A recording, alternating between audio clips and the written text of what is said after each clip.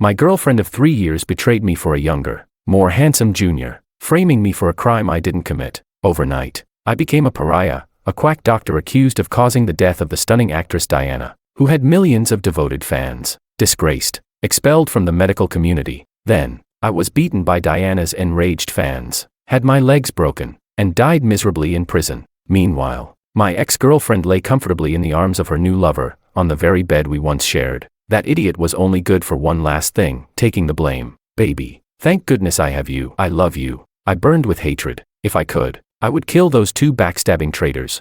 Then, I opened my eyes again. I was back in the ambulance. Chapter 1. A multi-vehicle accident scene. Monica's face was grim. The patient has blood refluxing into the lungs. We need to perform a thoracentesis immediately. The road ahead is blocked. There's no time to get back to the hospital. Hand me the puncture needle. A newly graduated junior, James, quickly stepped forward. Senior, let me do it. I just learned this procedure. Hurriedly, he pushed me aside while I was bandaging the patient. I stumbled but said nothing. Monica hesitated. James, this patient is special. If something goes wrong, there will be serious consequences. Maybe I should do it instead. Monica and I had been together for 3 years. We were both top students in medical school, but back then, I willingly played the role of her shadow. As a result, everyone only recognized Monica as the medical prodigy, the young rising star who had become an associate director at such a young age. Whenever there was a high-risk procedure, people naturally let her handle it. Especially now, the patient was the famous actress, Diana Jean.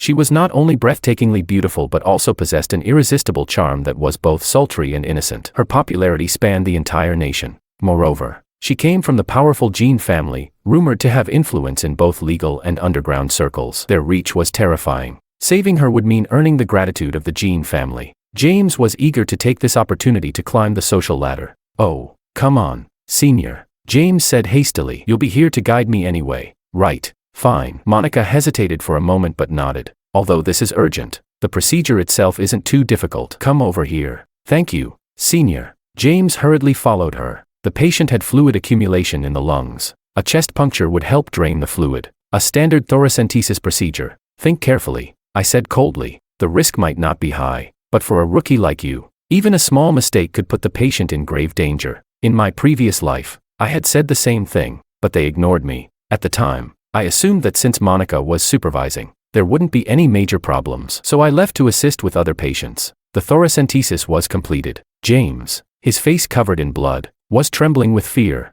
Monica focused on comforting him and told me to take the patient back to the hospital for further treatment. But once we arrived, something went terribly wrong. James had made a mistake during the procedure, causing a pneumothorax. Worse, he didn't report the abnormality in time. The delay cost Diana her life, a fatal medical error, and the victim was a beloved national icon. The Jean family was furious. Diana's fans stormed the hospital, demanding justice. In my foolishness, I tried to help James plead for leniency, but the 2 of them stood united against me. They swore I had performed the procedure. They claimed they had repeatedly tried to stop me, but I had insisted on doing it myself to show off my skills and impress the Jean family. Even the nurses and ambulance driver backed their story. As if by some cruel twist of fate, the ambulance's surveillance footage had conveniently malfunctioned. I had no way to prove my innocence. The evidence was stacked against me. Labeled a quack and a murderer, I was expelled from the hospital and blacklisted in the medical field. Then, Diana's furious fans broke my legs. The Jean family sued me, and the court handed down a heavy sentence. They even bribed prisoners to kill me in jail, to offer Diana justice in death. After I died, my ashes were scattered on the road by her fans. They cursed me, vowing that I would be crushed under passing cars for eternity, my soul never to rest in peace. When my miserable life ended,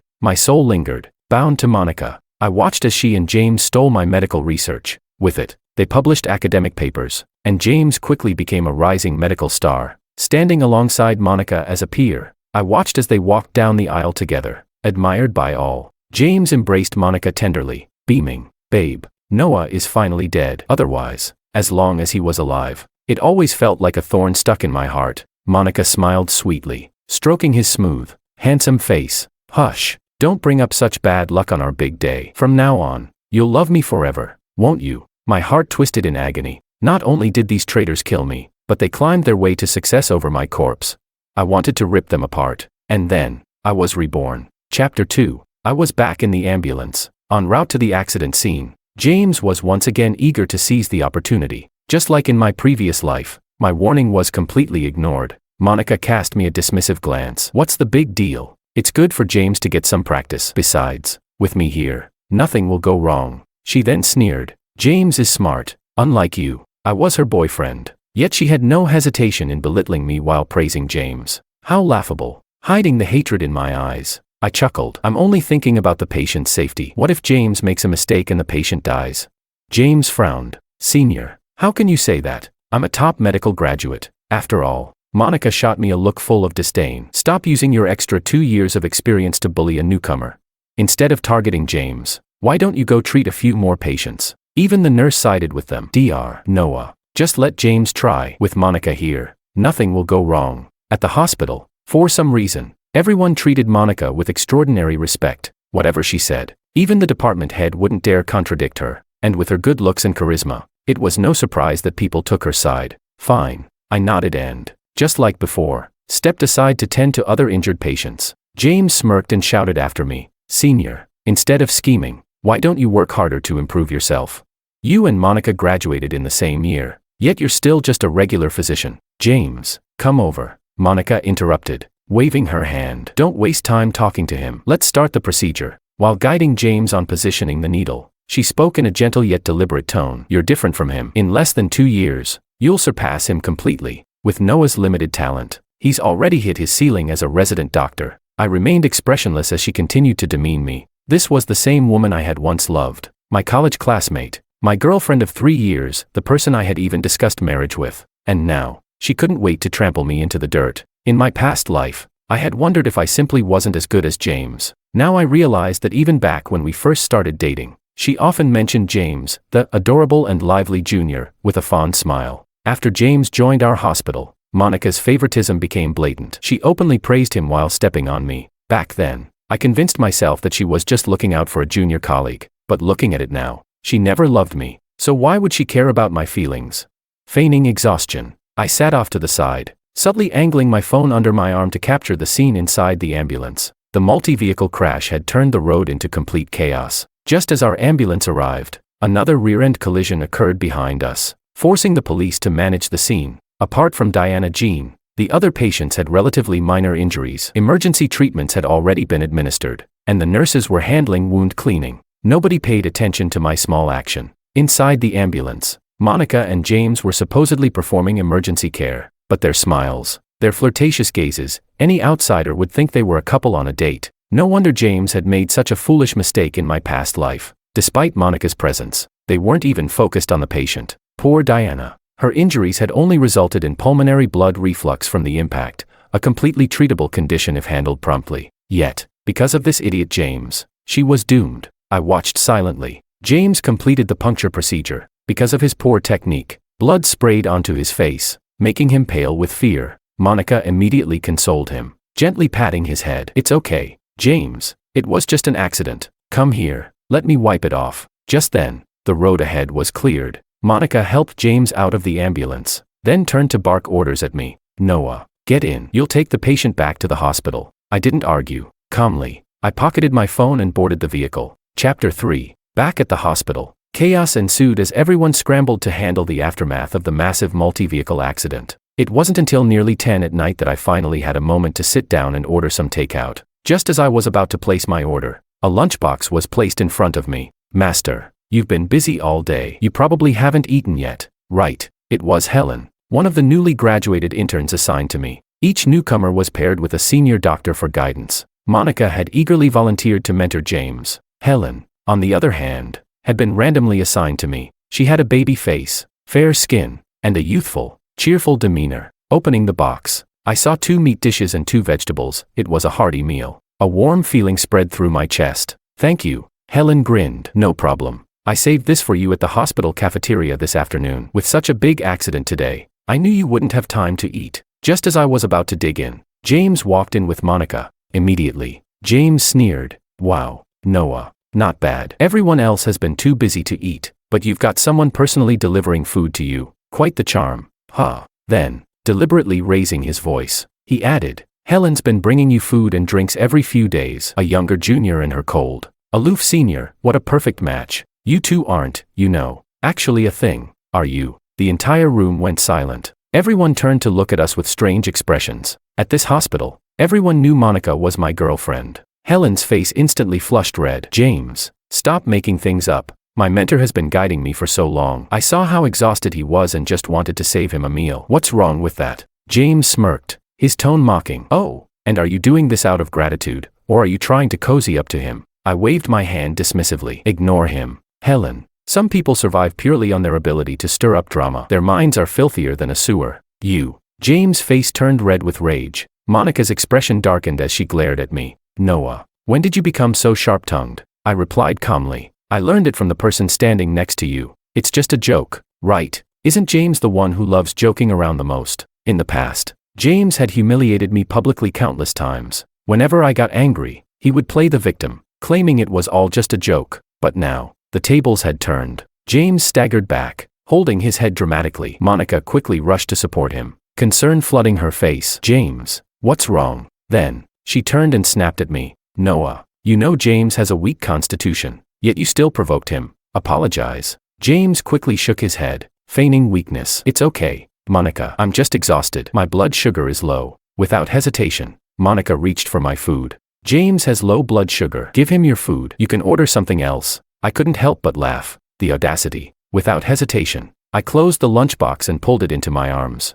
Why should I? I haven't eaten all day either. Monica, if I didn't know better, I'd think James was your boyfriend. With the way you dote on him. Monica's frown deepened. Stop making it sound so dirty. James and I aren't what you think. You're a senior doctor. You should be used to working late without food. Why can't you just let the junior have it? Hand it over. I clenched my jaw and stood up, holding my meal firmly. Get lost. Monica's expression turned stormy, her anger nearly tangible. She seethed. Noah, I am your superior. I am ordering you to give the food to James. When moral coercion failed, she resorted to professional pressure. I ignored her. James, playing the innocent victim, mumbled. It's fine, Monica. We don't have to fight him for it. That's his little admirer's love offering. I wouldn't want to eat it anyway. This bastard. I clenched my fists, barely containing my fury. Just then, the department head burst into the room, his face filled with urgency. Who is the attending physician for patient number 2, Diana? Get over here. Now. Monica and James' expressions shifted immediately, and they quickly followed him out. Chapter 4. Diana suddenly went into cardiac failure. The entire emergency department descended into chaos. Meanwhile, I sat off to the side, leisurely finishing my meal. Just as I expected, everything was happening exactly as it had in my past life. The department head, a seasoned veteran, quickly assessed the situation. His face darkened as he concluded that Diana's condition was caused by a poorly executed thoracentesis. The procedure had led to a pneumothorax, which escalated into heart failure. Furious, he roared, "Are you all completely useless? How do you not know the most basic rule of thoracentesis? Never let external air enter the pleural cavity. Everyone, get to the conference room for an emergency meeting." At the same time, word had somehow leaked about Diana's critical condition. The internet exploded with accusations, condemning the hospital for reckless medical malpractice. Furious fans swarmed the hospital entrance, blocking all access and demanding to see their beloved actress. Then, the Jean family sent a representative. A man in a sharp suit and gold-rimmed glasses arrived, Diana's lawyer. He wasted no time delivering a cold warning. If anything happens to Miss Jean, your hospital will be shut down. The hospital director went pale. Without hesitation, he called the department head and demanded an immediate solution. Diana needed to be resuscitated, at all costs. And more importantly, they needed to find out who had performed the botched thoracentesis. If this situation spiraled out of control, everyone in the emergency department would be fired. Even the hospital director himself wouldn't escape unscathed. After all, over the years, none of them had spotless records. If that lawyer started digging, a lot of people would end up behind bars, sewing prison uniforms. The department head immediately convened an emergency meeting, with the hospital director personally attending, proof of just how serious the matter had become. As I took my seat in the conference room, my gaze drifted toward the corner. Monica was gently patting James on the back, whispering reassurances. James' eyes were red and swollen. He had clearly been crying. The moment I entered, both of them exchanged glances and subtly watched me. I knew exactly what was going on in their minds. Right now, they were planning how to shift the blame onto me. Maintaining a calm expression, I pretended not to notice their scheming. Helen sat beside me, whispering, "Master, who actually performed the thoracentesis today?"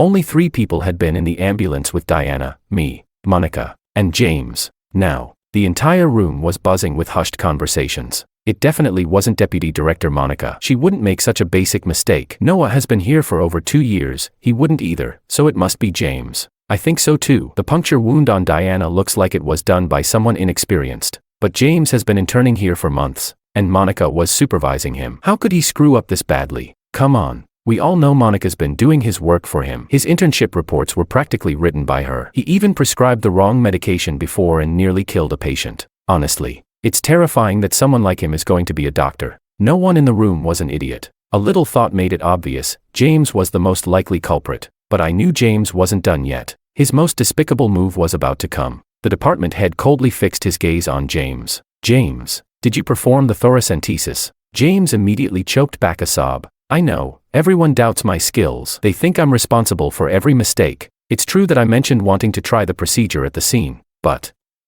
He paused dramatically, glancing at Monica, then he lowered his voice, making sure everyone could hear the helpless sorrow in his tone. Monica observed the situation and felt that I lacked experience, so she advised me against it. Suddenly, he lifted a trembling hand and pointed at me. It was him. Noah did the thoracentesis. Chapter 5. In my past life, hearing James slander me like that had made my blood boil. I had jumped up in outrage, demanding justice. But now, I wasn't about to lose my temper so easily. Instead, I simply looked at James, feigning confusion. What are you talking about?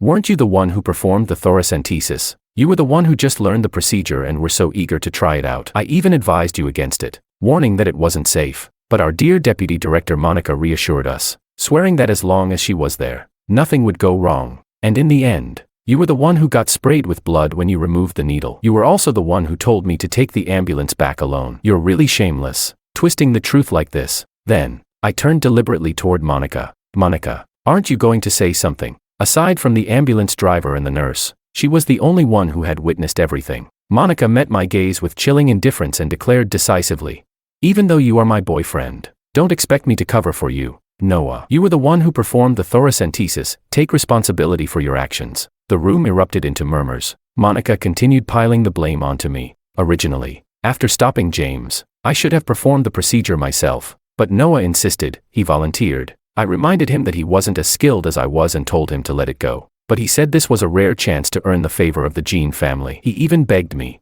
as his girlfriend, to give him this opportunity. At this point, Monica let out a heavy sigh, adding an air of reluctant regret. I'm also at fault for believing him. Since the road was cleared, he got into the ambulance and left with the nurse ahead of us. He must have performed the thoracentesis in the vehicle. I never expected that an emergency doctor with 2 years of experience would make such a ridiculous mistake. Monica's words were dramatic, convincing, and even strategically self-critical, painting herself as a responsible but ultimately misled superior. This was the exact narrative they had used to frame me in my past life. The logic was seamless. Back then, I had been so enraged that I had confronted Monica on the spot, demanding to know why she was doing this to me. Had she never loved me at all?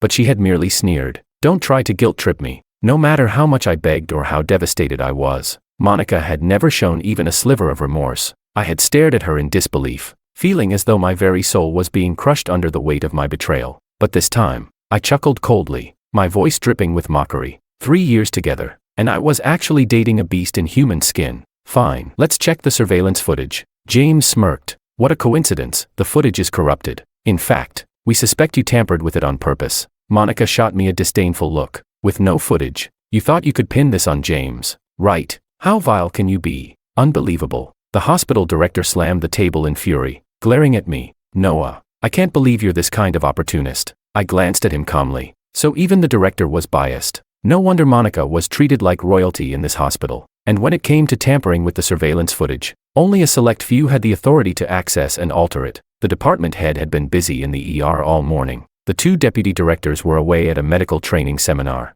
That left only one person, the hospital director himself. Smiling slightly, I spoke casually. Why are you in such a rush to condemn me? There are still people who can testify for me. The ambulance driver and the nurse, where are they? The director scoffed. Fine, let's settle this once and for all. James, standing beside Monica, looked oddly excited. As expected, the driver and the nurse were brought in, and their statements matched exactly what had happened in my past life. Dr. Noah was the one who performed the thoracentesis. Monica and James never even approached Diana. He did it alone. I stared at them coldly. Neither dared to meet my gaze. I suddenly found the whole situation amusing. So many people had jumped in to frame me. They had gone to such great lengths to fabricate this story. Well then, let's make sure every single one of them suffers the consequences of their lies. Chapter 6. Now, do you have anything left to say for yourself? Monica's voice was cold as she glared at me. I can't believe it. After 3 years, this is the kind of person you really are. My colleagues, including Helen, looked at me with expressions of doubt and disappointment.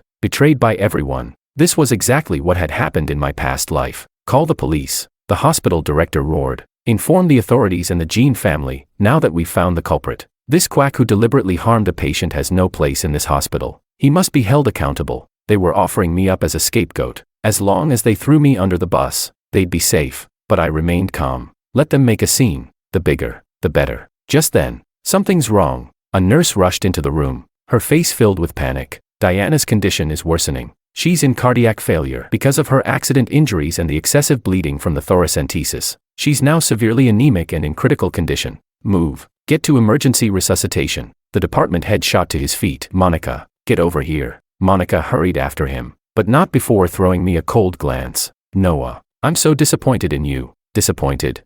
I nearly laughed. I wanted nothing more than to kick her into the dirt. The woman I once loved, now, she was nothing but repulsive to me. Everyone else was too busy scrambling to save Diana to continue condemning me, because if Diana died, this entire hospital would be torn apart by her fans and family. The hospital director led the charge to the ICU. Inside, chaos reigned. Monica's expression was grim. This isn't good. Director, we need a large volume of blood plasma, but we don't have enough time. Severe anemia combined with cardiac failure, this is. The department head paled. It's over. Inform the family. We did everything we could, but we discovered the pneumothorax too late. Suddenly, James pointed at me, shouting, "It's all your fault. You botched the procedure and then tried to cover it up. You killed her." The hospital director turned his icy gaze toward me. "Noah, prepare to face legal charges. You're unfit to be a doctor, nothing but a disgrace." Around me, my colleagues stared at me like I was a criminal. Then, the Jean family's lawyer arrived, his expression severe. "Noah, you are under suspicion of causing the death of Miss Jean. Prepare to face a lawsuit from the Jean family."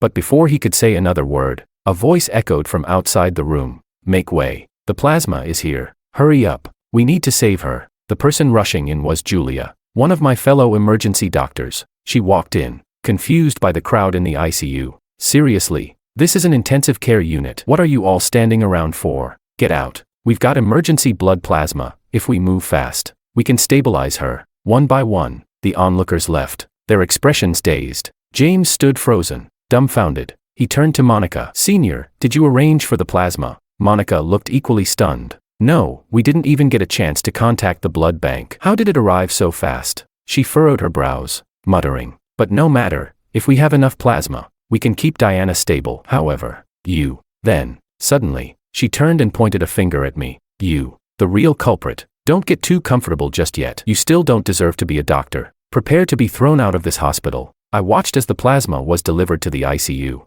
With Diana no longer at risk, the last trace of worry in my heart disappeared. And now, every single person who had framed me was here. I smirked. "No need to rush." I spoke slowly, deliberately. "The ambulance's surveillance footage may be gone, but you know what? My phone camera works just fine." The room went silent. I continued, my voice light and mocking. "Originally, I just wanted to record our dear Junior's first attempt at a thoracentesis. Who knew? Turns out I captured some very interesting evidence instead." Chapter 7. As I spoke, I calmly pulled out my phone, opened the video, and handed it to the Jean family's lawyer. The moment he saw it, his face turned ashen. Around me, the entire room fell silent in shock. On the screen, the two figures engaging in a flirtatious exchange while carelessly performing the thoracentesis were none other than Monica and James.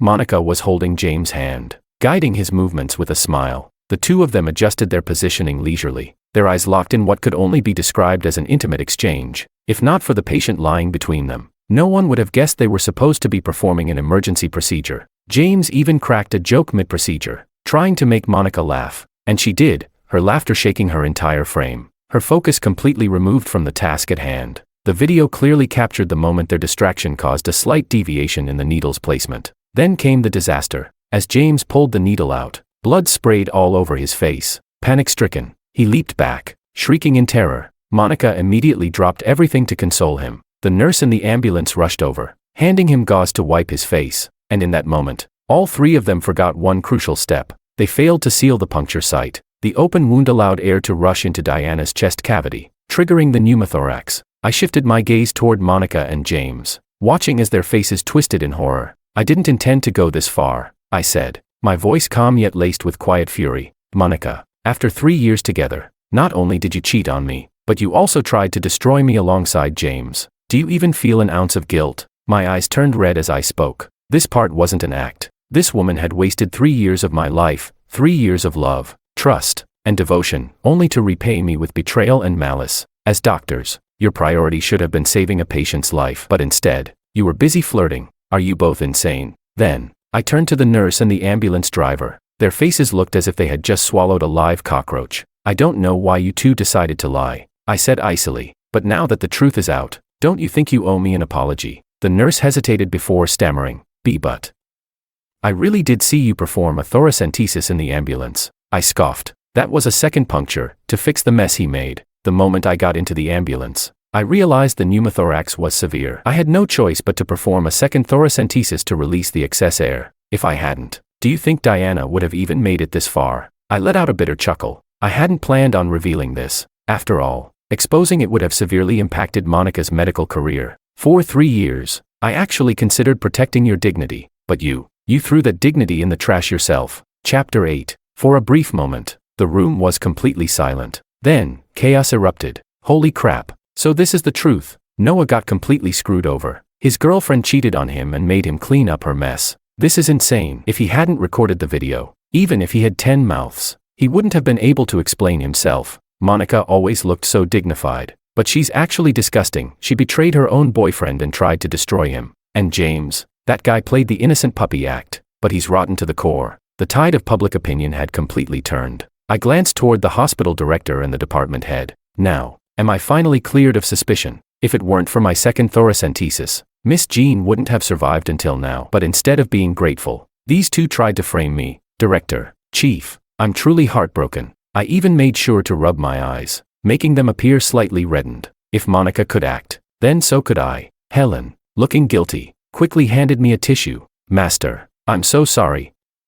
I also thought you made the mistake earlier. I shook my head, my voice trembling with just the right amount of emotion. All I want is for the hospital to deliver justice. Monica and James must be held accountable. The director and the department head exchanged uneasy glances. The director finally spoke, his voice dry. Noah, calm down. I understand that you've been wronged. Let us conduct a thorough investigation before making any final decisions. All right, an investigation. The police will handle that. The Jean family's lawyer, who had remained silent for a while, finally erupted in fury. You not only made a fatal mistake but also tried to frame someone else for it. Do you really think this matter will just blow over? Prepare to receive a court summons. Then, turning to me, he adjusted his glasses and spoke in a far more courteous tone. Mr. Noah, on behalf of the Jean family, I sincerely apologize. We will publicly clarify the situation and restore your reputation. My lips curled into a slight smirk. Earlier, when they had pinned the blame on me in the meeting room, someone had conveniently leaked the news online. Within moments, I had been condemned as a quack doctor. My name shot to the top of trending searches. Thousands of people had cursed me, demanding I pay for Diana's life. If I had stepped outside at that moment, I would have been torn apart by the mob, just like in my past life. And the culprits behind the leak? Monica and James, without a doubt. Monica's eyes flickered. Suddenly, she let out a cold laugh. Even if you performed a second thoracentesis, who's to say your procedure didn't cause the pneumothorax? So what if you have a video? The footage doesn't prove whether the patient already had pneumothorax before your intervention. I trust the hospital leadership will conduct a fair and just investigation. That's right. James clung desperately to this last lifeline. I trust Senior Monica. She gave me the correct placement guidance. It was my fault for not dodging the blood spray fast enough. But with her medical expertise, there's no way she caused the pneumothorax. Even now, these two were still covering for each other. Honestly, I had to admire their persistence. What a perfectly matched pair of scumbags. They deserve to be shackled together for life. I simply chuckled. Oh, I forgot to mention, I already uploaded this video online. Dead silence. Monica and James' faces turned deathly pale. Right now, the internet is watching. The public will judge the truth for themselves. As for your false accusations against me, don't worry, I'll be taking both of you to court as well. With that, I turned on my heel and walked away, ignoring the way Monica's expression twisted with rage. From this moment forward, there was no longer even a pretense of civility between us. The final mask had been torn to shreds. Chapter 9. Chapter 9. The video I posted online caused an uproar. 2 doctors actually flirted during an emergency rescue, putting Diana in danger. Although she was now temporarily out of life-threatening danger thanks to the timely delivery of plasma, she was still lying in the ICU. Her fans had blocked the hospital entrance, chanting slogans every day. They demanded the immediate dismissal of the culprits, Monica and James, and even called for their arrest on charges of intentional injury. Being distracted and flirting during an emergency rescue wasn't that intentional harm. Personally, I thought it made perfect sense. Under such immense pressure, James, who had performed the entire puncture procedure, was fired to appease public outrage. However, Monica was barely retained by the hospital, as she hadn't directly touched the patient. The hospital director went to great lengths, repeatedly visiting the Jean family with Monica to beg for forgiveness, even offering a hefty compensation sum to calm their anger. The director's excessive concern for Monica almost made me suspect they were father and daughter. His protection of her had reached a ridiculous level. Amidst all the rumors, Diana finally woke up and was safely transferred out of the ICU. Due to what had happened, the Jean family specifically requested me to be Diana's attending physician. That day, after checking her wound, I said, "Miss Jean, your recovery is going well. You should be able to leave the hospital in about 2 weeks." She was doing much better, so much so that she could even take big bites of an apple. Dr. Noah. Diana suddenly spoke. "I have a question for you. How did you know my blood type when we were in the ambulance?" I stared at her, stunned. She smiled knowingly. "That night in the ambulance, I woke up for a short while. I heard you calling the blood bank, requesting 1,200 cubic centimeters of type A plasma, and specifically emphasizing that it had to arrive before 11 p.m. If it weren't for you, I really wouldn't have made it. So, how did you know my blood type?" I was silent for a second. Of all the things I had accounted for, I hadn't expected that this woman had been awake. I could only make up an excuse on the spot. "I looked it up online." "Really? Then what's my zodiac sign?" Diana asked skeptically. I remained expressionless. "The human sign. You really don't know." Diana sighed dramatically. "I thought you had a crush on me." Dr. Noah. "Am I not beautiful? You've never even smiled at me. I thought you were just playing it cool to get my attention." Hearing that, I was speechless. She was, indeed, beautiful, even without makeup. Diana chuckled. "You saved my life. I haven't thanked you properly yet. What kind of reward would you like?" "No need." I cut her off. "Your fans have already thanked me plenty. They've practically built temples for me online. You don't need to add to it." "Miss Jean, you seem to be full of energy. I think I'll arrange for your discharge next week." Hearing this, Diana immediately collapsed back onto the bed, wailing dramatically. "Ah, doctor, my chest suddenly hurts so much. Could it be that the needle you stuck in me hasn't healed yet?" Silently, I turned and left. I had no interest in entertaining this drama queen. Chapter 10. Because of his mistake, James' entire past was dug up and exposed online. Stories surfaced, how he had peeked at female classmates during military training, written love letters to young teachers in school, and shamelessly pursued senior female doctors after joining the hospital. The sheer number of scandals was astounding. Diana's enraged fans even managed to uncover his home address. Now, every time he stepped outside, he risked being chased down and beaten. Honestly, if Diana had died, James would have suffered the same fate as me in my past life. At first, I assumed he'd learn his lesson and keep a low profile after this disaster. But then, I saw a new post on his social media. James was grinning at the camera, flashing a peace sign. Behind him, Monica was driving, clearly visible in the background. And the car she was driving, a luxury vehicle worth over 2 million yuan. His caption read, "Feeling down. So my girlfriend took me on a drive." I wasn't at all surprised that they were still together.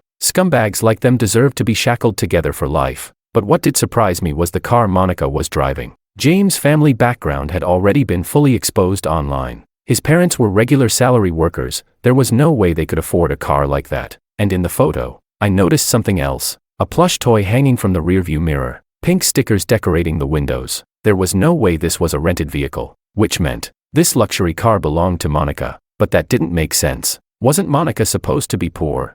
A frown crept onto my face. For 3 years, Monica had always claimed her family was struggling. She was a top student, always receiving financial aid. She even took part-time jobs at the library to make ends meet. For 3 years, I had been the one buying her clothes, shoes, and makeup, to make her feel better about accepting my gifts. I had even lied and told her they were cheap finds from online sales, when in reality, they were expensive brands I had painstakingly saved up for. Back then, I had loved her deeply. I never wanted her to feel inferior because of her financial situation. I had always made sure to pay for our meals and often sent her money, disguised as random gifts. So even though she had never given me anything in return, not a single meaningful gift in 3 years, I never minded. I had assumed she simply couldn't afford it. Just then, my phone rang. It was Monica. My brows furrowed. After a brief moment of hesitation, I decided to answer. I wanted to see what game she was playing, but the moment the call connected, it wasn't Monica's voice that came through. Senior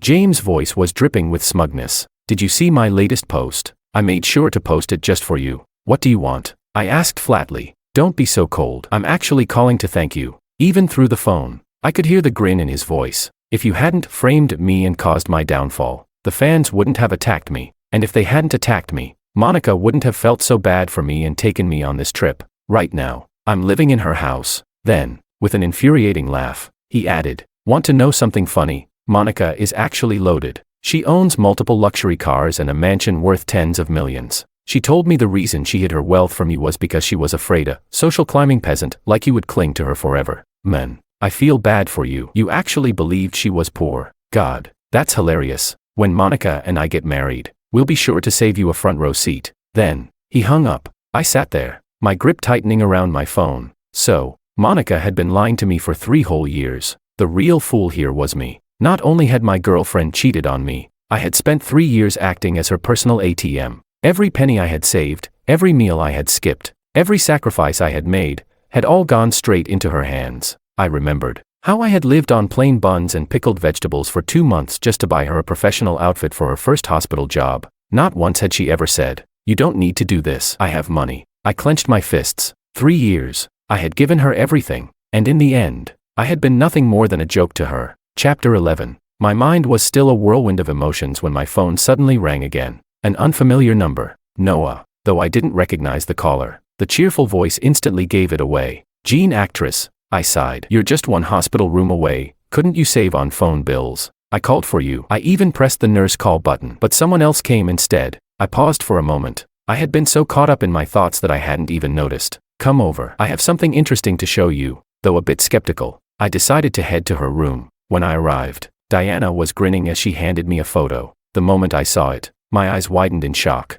The image showed our hospital director, standing next to a young Monica. Had my lawyer dig up some juicy dirt. Stimulating enough for you, Diana chuckled. These two, their father and daughter. She's his illegitimate child. Suddenly, it all made sense. My earlier wild suspicion had actually been right. No wonder the director had gone to such extreme lengths to protect Monica. Let's make a deal, Diana said with a smirk. I immediately shook my head. I don't have money. Do I look like I need money? Diana rolled her eyes. Right, I almost forgot. You're a top-tier actress, but you do seem to enjoy loitering around the hospital. We exchanged our usual bickering before she waved a hand. Back to business. I have all the evidence to prove their relationship, and even more dirt. Enough to get rid of everyone who helped frame you. But, you have to agree to one thing. I narrowed my eyes. What is it? Diana pouted. Haven't decided yet. I'll let you know later. I hesitated for a moment, but in the end, I nodded. As a simple emergency doctor, there was no way I could dig up this kind of information on my own. Diana, however, had the power and resources to do it effortlessly.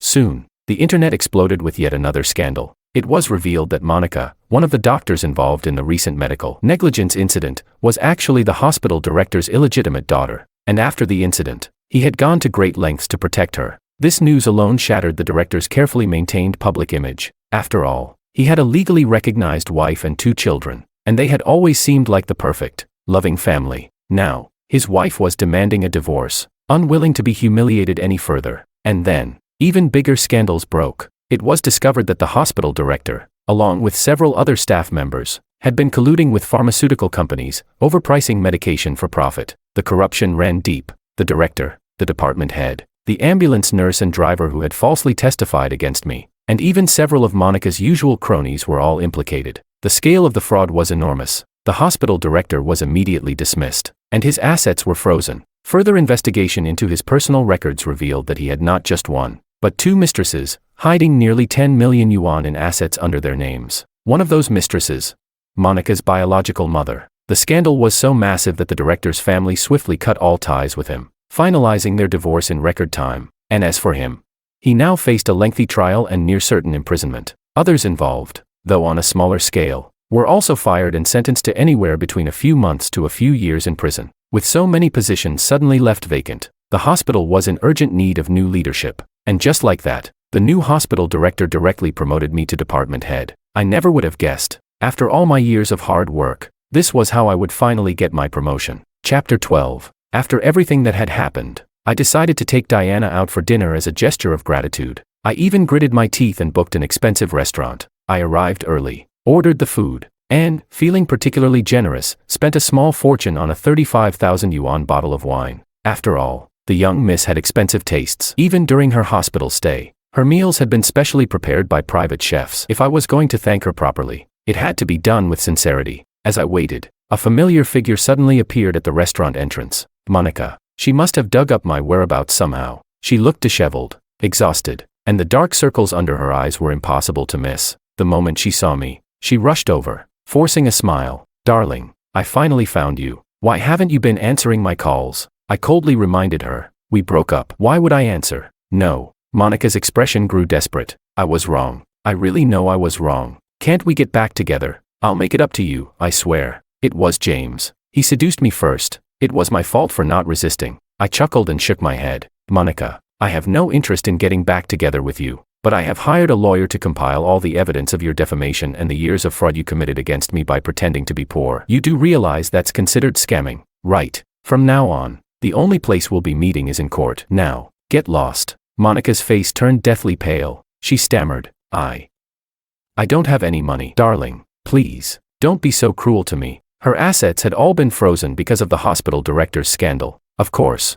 I knew that. No worries. You can always work it off in prison." I smiled. Monica instantly panicked. "No, please don't do this. Darling, I love you. I really love you." I scowled, reaching for my phone to call security. But then, a foot suddenly kicked Monica aside. "Move. You're blocking my way to my boyfriend." Monica instinctively stepped back. Diana stood there, looking highly unimpressed. "Wow, handsome. Your charm must be off the charts. Even trash like this can't stop clinging to you." Monica's expression shifted from panic to excitement. "Perfect. Darling, ask Miss Jean to help me. She's rich, she can lend me some money. I've lost everything. Please, help me." I was speechless. Seriously, I had never seen someone this shameless in my entire life. Before I could respond, James showed up, disheveled, unshaven, and looking downright miserable. The moment he saw me, he snapped. "Noah, you bastard. You must be the reason Monica dumped me. I'll kill you." Before he could reach me, smack. Monica slapped him across the face. James looked at her, stunned. "What the hell? You dumped me, and now you're running back to your ex. I haven't even begun to settle the score with you, and you slap me. Get lost." Monica screamed. "If it weren't for you, I wouldn't have lost everything. Go away. I never want to see you again." Just like that, she shoved all the blame onto him. James, already furious, lunged at her. "Bitch, you weren't saying that when we were rolling in bed together." They started full-on brawling in the middle of the restaurant. Meanwhile, Diana simply grabbed my arm and pulled me outside. I sighed, shaking my head. "Sorry about that." Diana grinned. "No big deal. Let's just go somewhere else." Then I frowned, recalling something. "Wait, why did you call me your boyfriend back there? What if that lunatic spreads it around? Your fans might actually tear me apart." Diana simply shrugged. "Too bad. You already agreed to our deal. You have to go through with it." I was speechless. This was her way of confessing. But turning down an A-list actress's confession, wouldn't that be too heartless? Later, I officially filed lawsuits against James and Monica, one for defamation, and another for fraud. The Jean family's lawyer, proving to be incredibly efficient, even unearthed evidence that the two of them had been directly involved in the hospital director's illegal dealings with pharmaceutical companies. Originally, when the director was arrested, he had sworn that Monica had nothing to do with it, but justice always catches up, and now, Monica and James would be reunited in prison. As for me and Diana, she very publicly announced our relationship online. Her fans, after an initial uproar, eventually accepted it, especially since I was, after all, her lifesaver. A year later, I heard Monica lost her mind in prison after being bullied by other inmates. James? He fell seriously ill and died in prison. Diana later told me that all evidence pointed to one person behind their suffering, the hospital director's ex-wife. She despised Monica and James for ruining her luxurious life. Hearing that news, I simply smirked. What perfect timing. It made for a great wedding present for me and Diana.